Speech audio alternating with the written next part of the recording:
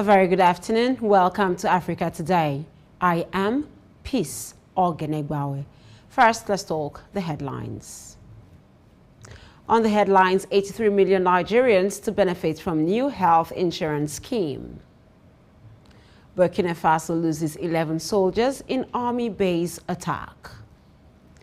Somalia firefighters battle markets blaze for 6 hours. And on sport, Flying Eagles battle Benin Squirrels for regional glory. Now the news in detail. Nigeria's President Muhammadu Buhari has approved the appointment of Adamu Tutua as the Substantive Director General and Chief Executive Officer of the Federal Institute of Industrial Research, Oshodi, Lagos. This is contained in a statement signed by the Permanent Secretary, Federal Ministry of Science, Technology and Innovation, Munilola Udo, on Friday in Lagos. The statement said that Tutuwa was the director of the Biotechnology Center of the National Biotechnology Development Agency in Jalingo, Taraba State, until her new appointment. It added that Tutuwa's vast experience in science, research and development would come in handy as a veritable tool to give FIRO a further push into the Commonwealth of renowned scientific, technology and research nations.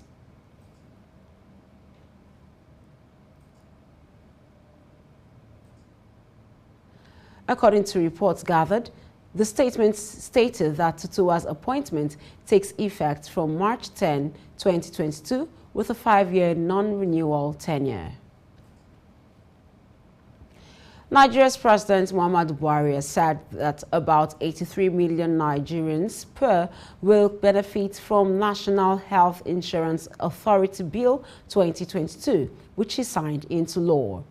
This was contained in a statement issued by the Senior Special Assistant to the President on Media and Publicity, Garba Shehu, in Abuja.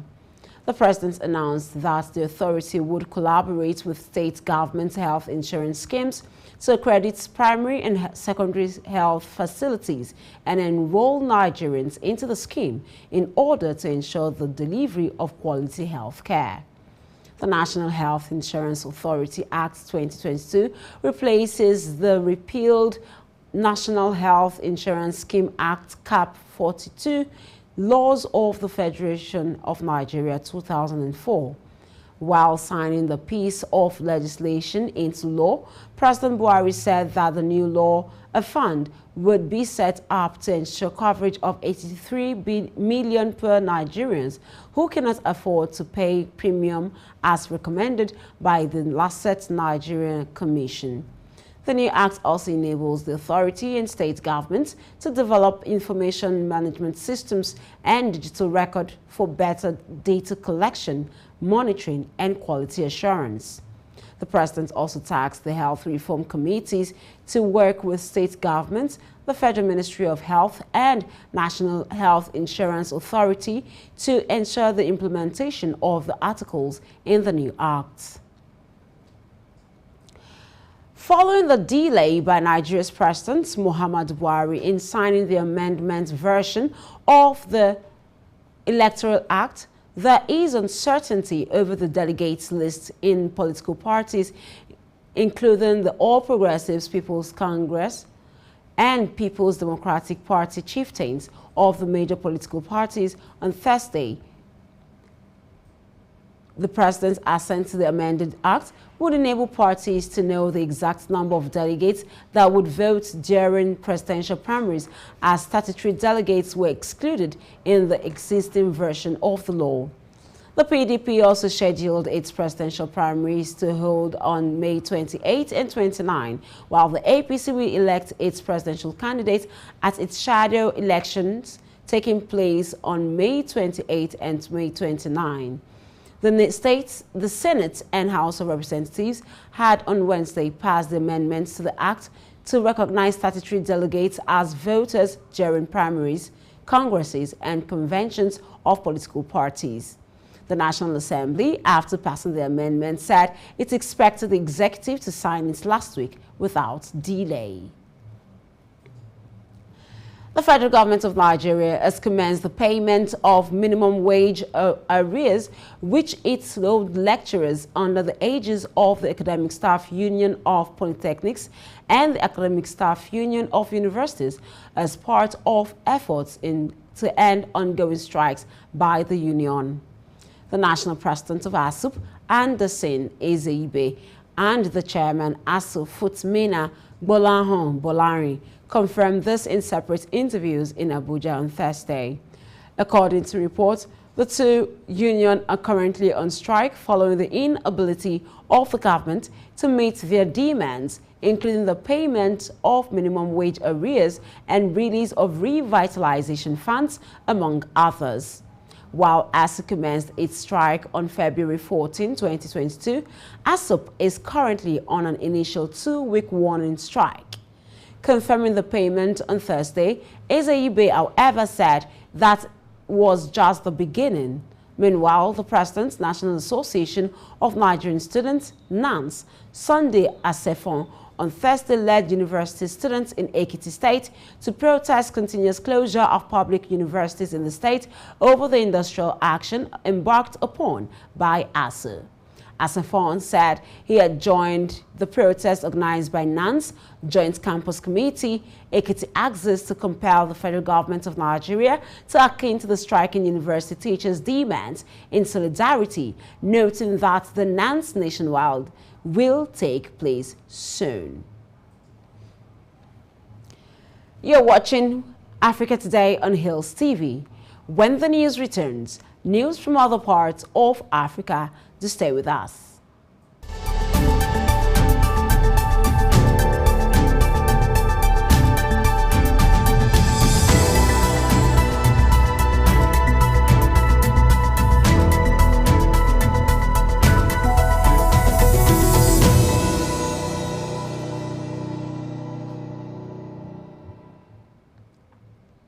Welcome back. Military in Burkina Faso said it lost 11 soldiers during an attack on its base in Majauri in the east of the country on Thursday. At least 20 others were wounded by shrapnel or projectiles and received medical treatment. The statement came by the Armed Forces Communications Unit, saying no group has admitted responsibility for carrying out the attack yet. Burkina Faso's army said its military air support killed at least 15 militants who were attempting to escape after the attack. It urged all the units to maintain a spirit of combat readiness to defeat the enemy, and Colonel Paul-Henri Damiba, who overthrew President Roch Kabore in the January 24 coup, has pledged to prioritize the security crisis by recruiting more forces. He also said he is seeking to establish local committees to initiate dialogue with militants. Burkina Faso has been battling an Islamic insurgents in the north since 2015. Away from that, the West Africa Securities Regulators Association is going to be collaborating with the Securities and Exchange Commission of Ghana to hold a second edition of West Africa Capital Markets Conference. The event, which is expected to come up at Movenpick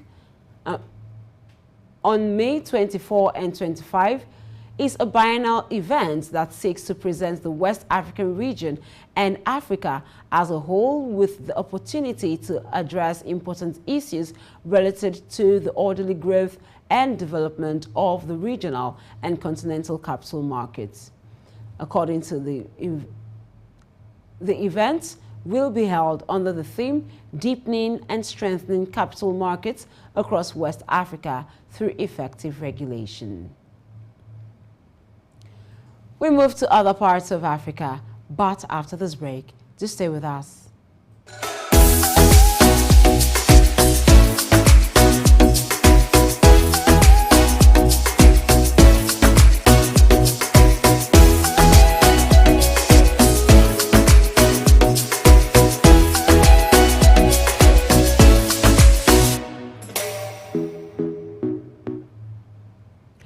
Welcome back from that break.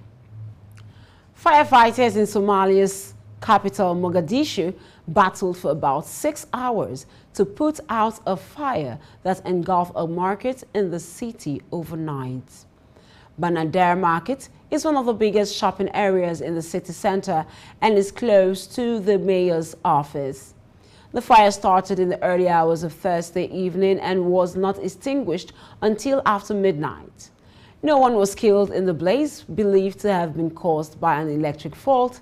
Meanwhile, Prime Minister Mohamed Hussein Rabel has expressed his sympathy on Facebook to the traders who have lost their properties and posted photos from the scene. And moving away from that story, Uganda's President Yoweri Museveni saw his talks with Kenyan presidential candidate Raila Odinga touched on issues concerning the two neighboring countries after they met at State House Entebbe last evening. Odinga, considered one of the front runners of the August 9 presidential elections, had paid a courtesy visit to the President Museveni. 2 days ago, Odinga was in South Sudan, where he met with President Salva Kiir and commissioned the 3.6 Freedom Bridge that is expected to ease the transportation of goods across the River Nile. A record 55 presidential candidates have been declared to contest in Kenya's elections. Odinga is expected to face a stiff challenge from another front-runner, Deputy President William Ruto from the Kenyan Kwanza coalition. Kenya's elections matter in the region because of the entry point for imports to landlocked countries such as Uganda, South Sudan, and the DR Congo. The region will be wary of a disruptive election reminiscent of the 2007 polls that took an economic toll on them. And the Department of Water and Sanitation in South Africa has said that the integrated Vaal River system, that is the IVRS, has moderately decreased from 103.8% last week to 102.1% this week. Algua and other towns water system supplies have all declined week on week. Many parts of South Africa, especially its summer rainfall areas, have received above average rainfall since October 2021, leading to an increase in the country's national average water levels. South Africa is classified as being water-short and moving towards water-stressed in global terms. The country's average annual rainfall is 45 mm compared to the global average of 860 millimeters. Highly variable rainfall was also led to skewed partial distribution of water resources, and only 8% of the country's land areas generate 50% of the volume of water in its river system. Up next is business news on Africa Today. Just stay with us.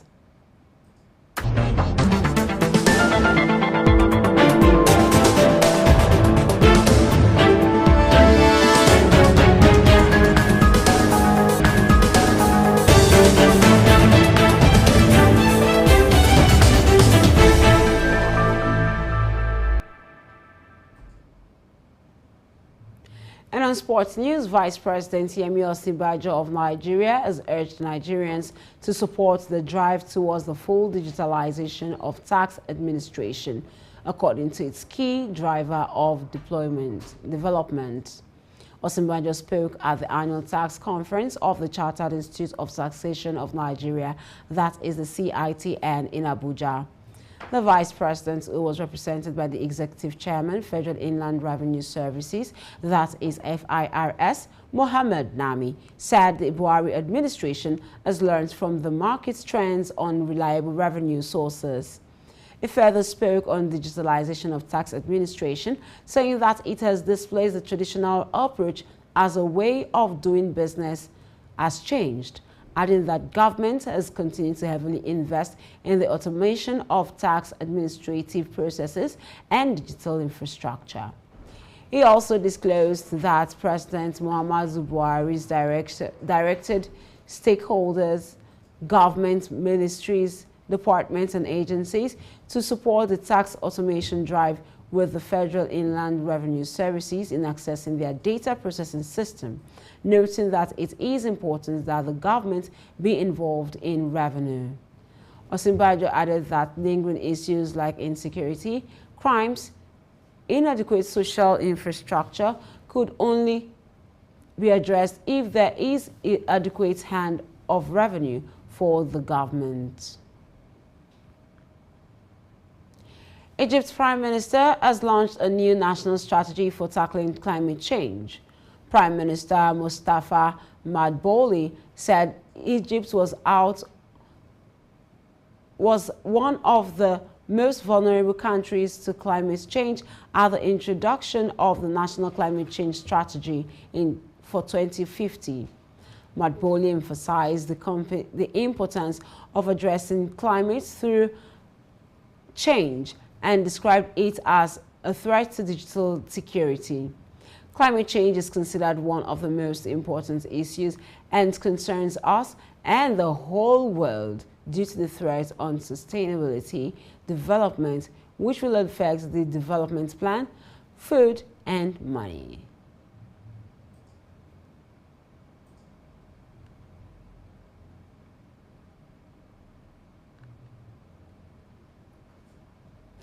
We go on a short break right now. When the news returns, we go on sports. Just stay with us.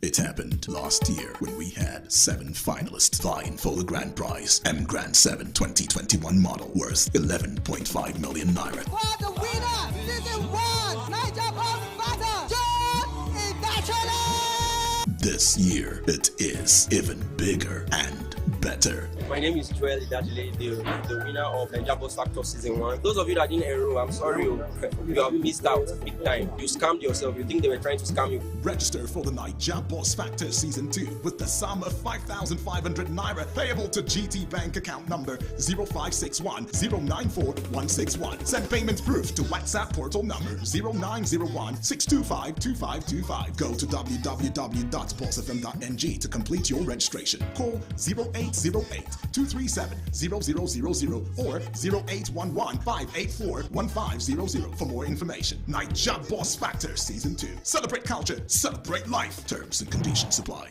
Niger Boss Factor Season 1! It happened last year when we had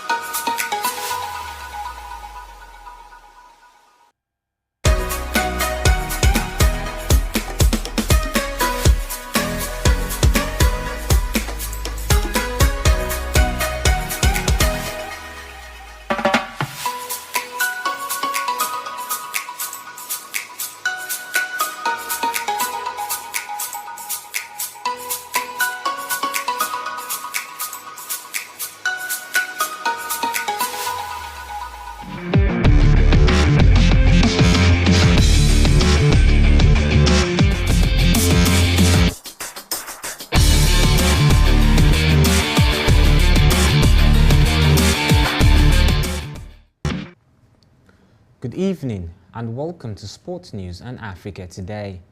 I am Aidnan Lubem.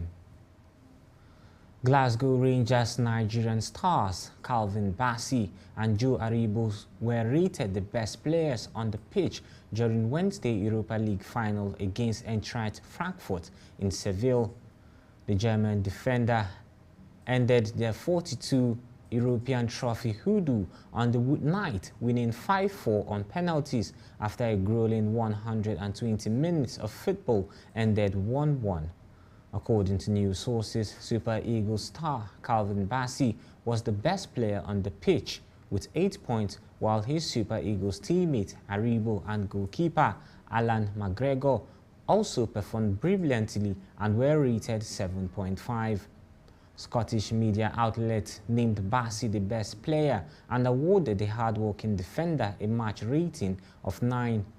Aribo was second with 8 points. The duo's performances and ratings also had them nominated for the UEFA Europa League Player of the Week award alongside Frankfurt's Trapp and Boré. No player on the Frankfurt team had as much as 7 points, with the highest being 6.5. Rangers' next outing will be in the Scottish Cup final against Hearts on Saturday. Nigeria and Benin Republic, who have qualified for the 17th Africa Under-20 Cup of Nations in Egypt next year, will battle the best Under-20 squad in the West African Football Union B zone. Like Nigeria, Benin Republic emerged winners of their pool in the group phase, above second-place Côte d'Ivoire, and then defeated Burkina Faso, second-place team in Group B, 2-1 in the semi-finals match on Wednesday. Seven-time African champions Nigeria also defeated Côte d'Ivoire 2-1 after extra time in a tense and turgid affair at the Stade General Sini Konche. Friday's encounter will confer bragging rights on the winning sides and immense confidence going into next year's continental finals, and coach Landan Boso said his boys are ready to go all out for the trophy. Nigeria's under-17 girls are pumped up to do the hard work away from home by scoring as many goals as possible against host Ethiopia when both teams clash in an under-17 Women's World Cup final round first leg encounter in Addis Ababa today.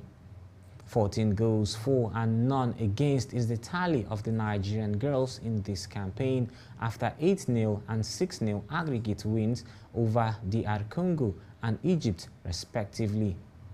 Having won their 2 away games in the series, the Flamingos are determined to achieve another handsome win that will all but hand them the ticket to the finals in India in October this year. The Nigeria delegation arrived in Addis Ababa on Wednesday night, which was at the behest of the technical crew, as Ethiopia is high-altitude territory.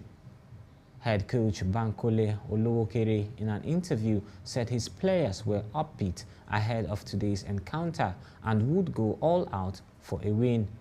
The match would hold at the Abebe Bekila Stadium in Addis Ababa from 4 p.m. Ethiopian time and 2 p.m. Nigerian time.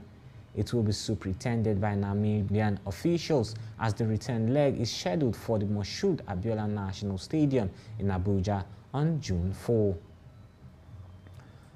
South African-based football club Orlando Pirates will face Morocco's Rennes Berkane in the CAF Confederations Cup final to be played in Uyo, the capital of Nigerian state of Akwa Ibom, tonight. The Buccaneers from Soweto, on the outskirts of Johannesburg, said they aim to dispel the belief that they are easy prey for Moroccan rivals by defeating Berkane. They had suffered a 5-1 aggregate hammering from Raja Casablanca in the quarterfinals of the second-tier African competition last season.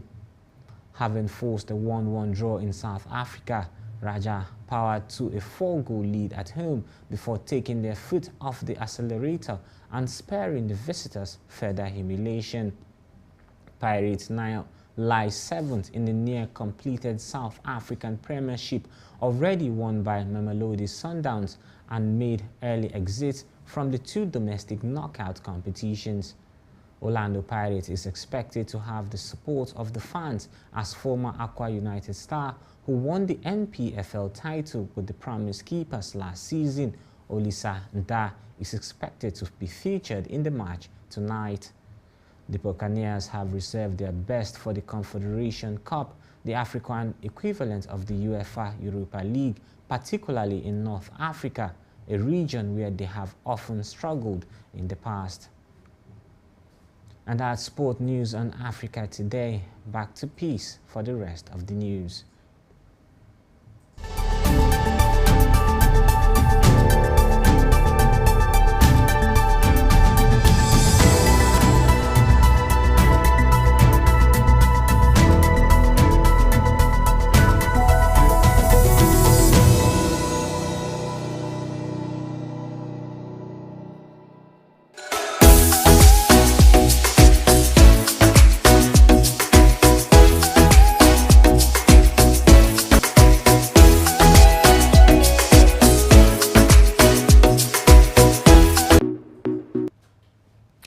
Thank you, Lubem, for the sports news. Back to the rest of the stories. Residents of Federal Capital Territory, that is FCT, Abuja, Nigeria's